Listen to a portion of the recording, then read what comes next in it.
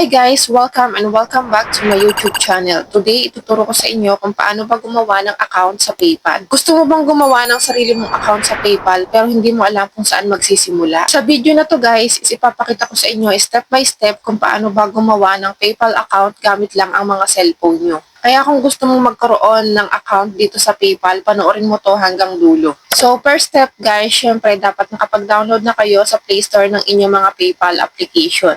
So, ito yung gagamitin natin para gumawa ng account dito. So, ayan. Let's begin. So, first is i-open nyo tong PayPal. So, next step is dapat may mga updated email kayo na gagamitin dito. So, dito nyo i-enter yung email nyo. Dapat updated, guys. So, ayan. After nyo malagay ng mga email nyo, itap nyo tong next. Next naman, guys, is ilalagay nyo dito yung updated yung mobile number. Ibig sabihin, dapat gumagana yun, guys, ha? So, ayan. After nyo mailagay yung inyong mobile numbers, itap nyo na tong next. So, dito is, ilalagay nyo lang yung I am a woman, security prompt. Pindutin nyo itong I am a woman. And after nan is dun sa mobile number na nilagay nyo is may magsasend na 6 digits. So, ilalagay nyo dito. And guys, after nyo ma-receive yung inyong mga 6 digits sa inyong phone number is ilalagay nyo dito. So, ayan, mag-create tayo ng password. Siyempre, yung password natin is dapat use 8 to 20 characters and use 2 of the following letters, numbers, or symbols. Ito yung kailangan nating sundin para makagawa tayo ng password. So, ayan, after nating makagawa ng ating mga password is itap nyo na tong next. So, ayan, next step, guys, is enter a few details. Make sure the info match your official ID. So, ilalagay nyo yung first name, middle name, tsaka yung last name nyo.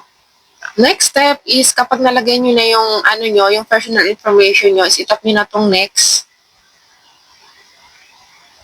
So, dito guys is a bit more info. We require to collect these details and will always keep your information secure. So, nandyan yung Philippines, document type, document number, date of birth. So, kailangan natin to fill upan. Then dito guys, sa document type is kung ano yung ID na available sa inyo. So, itap natin to. So, nandyan yung identify card, passport, tsaka yung driver license. So, ang ilalagay ko dito is yung aking passport. So, ilalagay nyo dito yung document number ng inyong passport, tsaka yung date of birth. So, ayan guys, after nyo mailagay ng information nyo is itap nyo na tong next. Kaya nakalagay naman dito next is add your address and create an account. So, nandyan yung street address and house number and yung barangay district nyo.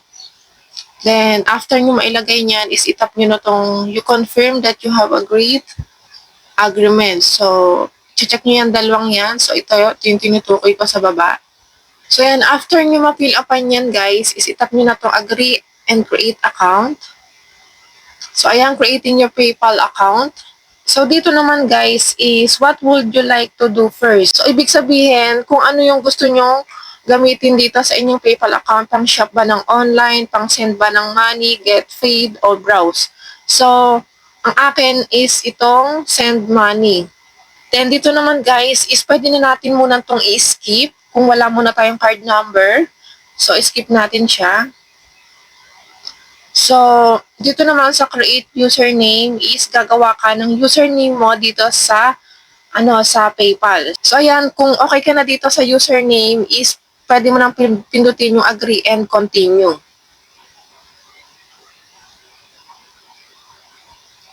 So, ayan, skip na lang din natin to.